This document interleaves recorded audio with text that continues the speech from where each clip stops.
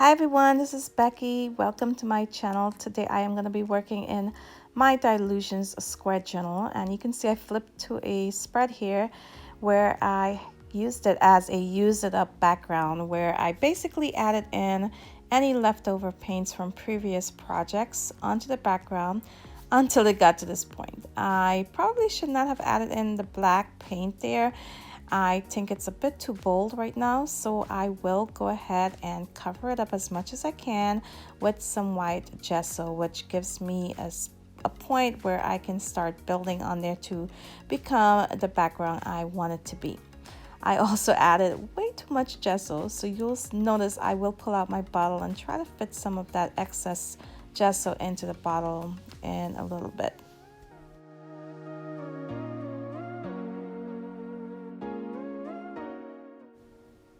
So I decided now to go ahead and add one of these ledger sheets from Dina Wakley to the background. And I will go ahead and link all of these items I used today on this project in my description box. So you can check that out if you want to know exactly what I used on this layout. I am going to tear this sheet here apart and place it on different areas on the background, and at this point I knew I wanted my focal point to be on the bottom right corner, so I'm going to leave that space empty, not adding in any of the ledger sheets there. Now I do get questions sometimes as to why would I add details to my background and you're not really seeing it at the end of the process, at the end of the layout. And I honestly do not always know where my layouts are going, so as of right now when I'm adding this in, I'm thinking I'm gonna see it at the end.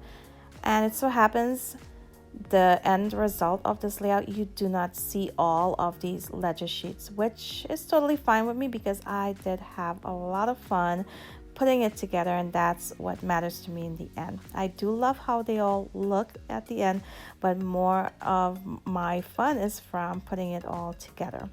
So I don't always know how it's gonna turn out.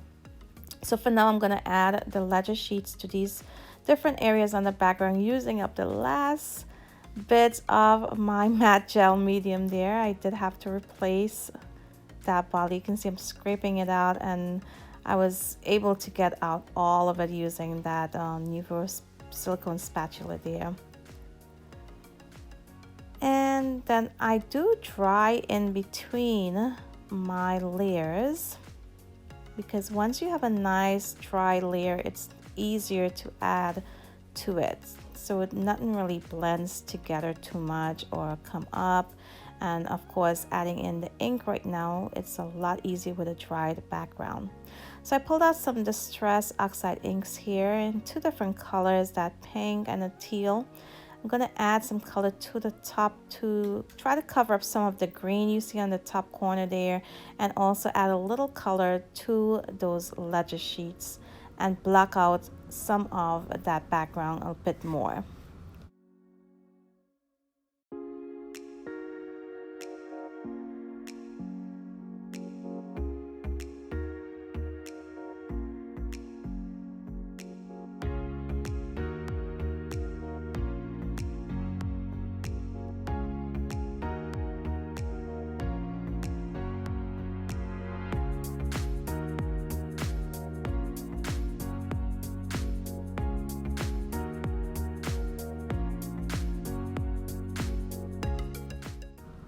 So I always think that art journal layouts have a messy phase, an ugly phase, and I think right now on my project, this would be the ugly phase. But don't worry, it all comes together in the end. The key to this would be to just keep going, just keep adding layers until you're happy with how it looks. Don't stop, don't give up. Don't start over, just keep going. And that's what I'm doing right now. So I decided here to pull in this stencil from Art by Marlene. You can see part of it is more of a mask than a stencil, and I'm using both parts, the mask part along with the stencil part, and applying it to several areas on this background. And I'm using, I believe it's the black Soot Distress Oxide right now with my finger dauber. and you'll see at the end I add quite a bit of the stenciling on the background, which I really love how it looks.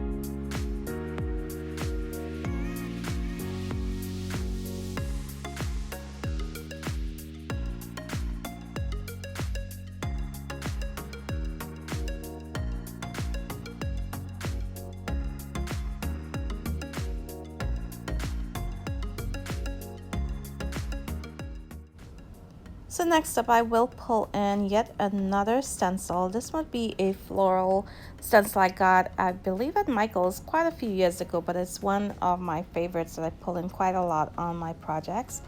I am going to use the same teal distress colored ink that I used on the background to go ahead and stencil on these florals on different areas here. Some of them will be going off the page, and I do use 2 different sizes of the florals there. So I'm going to place some on the left page. My intentions at this moment would be to add my quote right next to the cluster that I'm adding right now. But you'll see I will change my mind on that later on. And where my focal point would be, I am adding some going off the page, you can see here. And this will give me a nice balance of that flower stencil.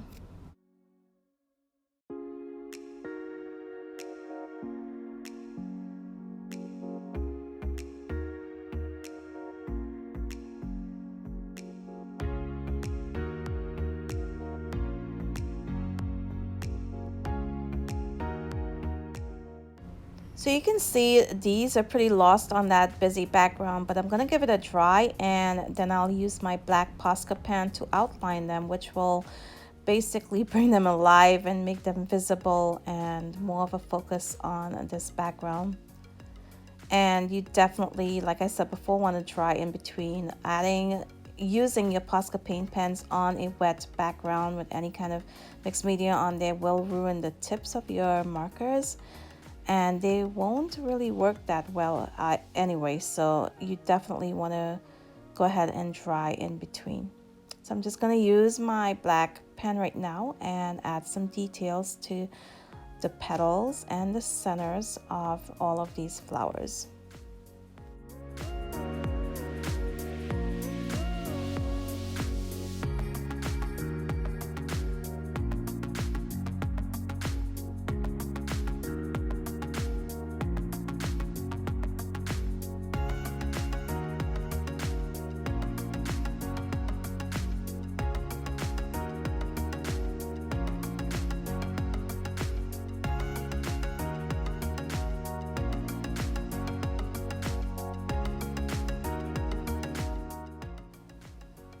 So here I will pull in another one of my favorite stencils, which would be this one from Darkroom Door.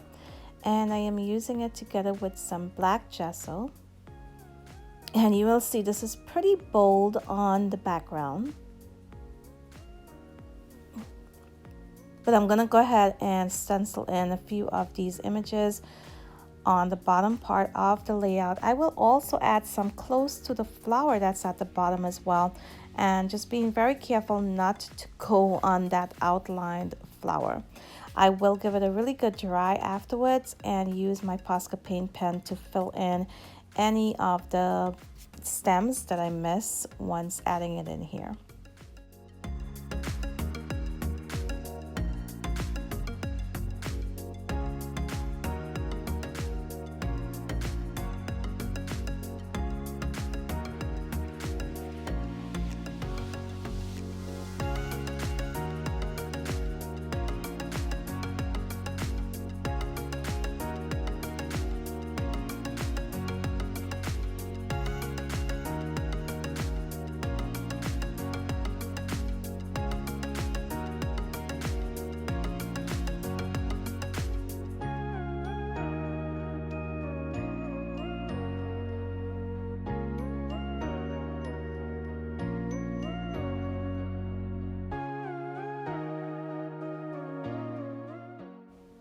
Now I'll use the leftover gesso on that sponge and go ahead and add it to the outer edge of my entire layout, just to give it a nice border, a finishing touch.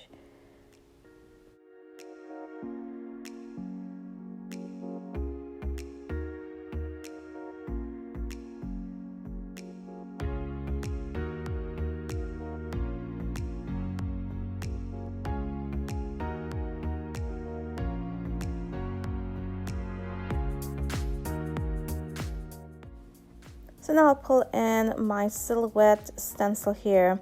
I did complete a project recently using the mask part that I put away there, but today I wanted to use this stencil part of this set.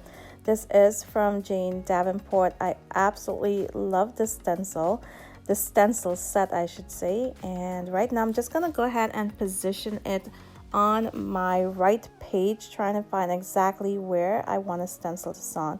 Now, to get some really good coverage, I am using the black gesso. I believe you might be able to get the same full coverage with black acrylic paint as well, and you might want to adhere with some repositional tape the stencil on your background if you're afraid you're gonna be moving it while stenciling on the black gesso or paint, if that's what you choose to use.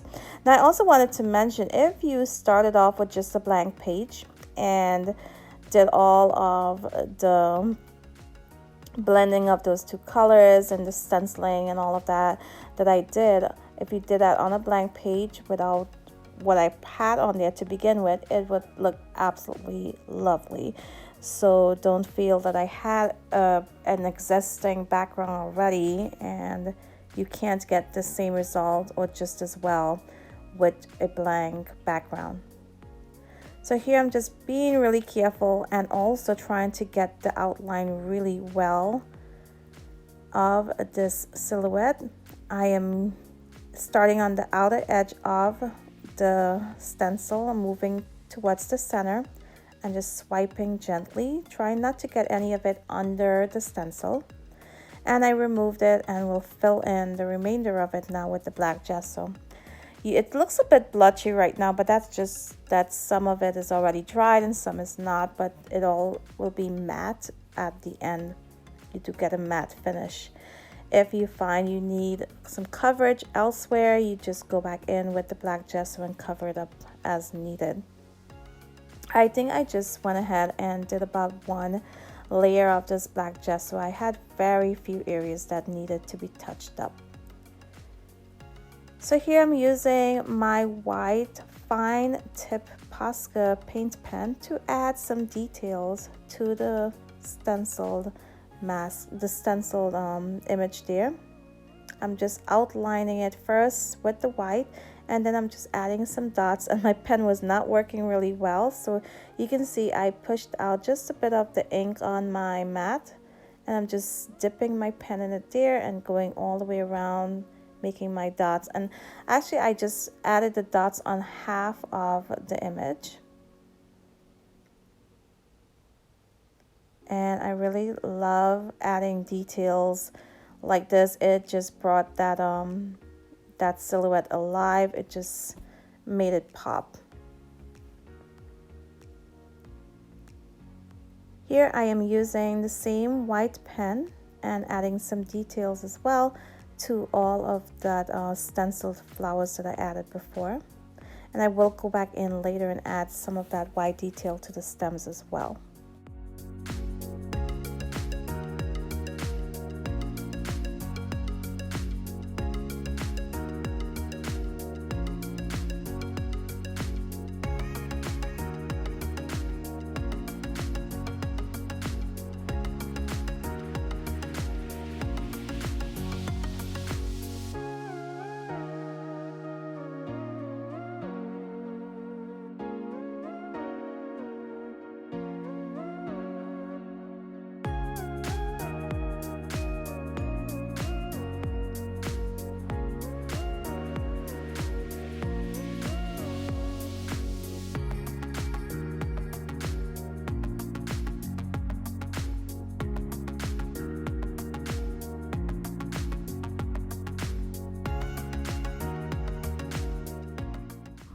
So you can see I decided to go with white centers for my flowers, and right now I'm just adding some more detail with that white chisel tip Posca paint pen. I'm just adding it all over my background.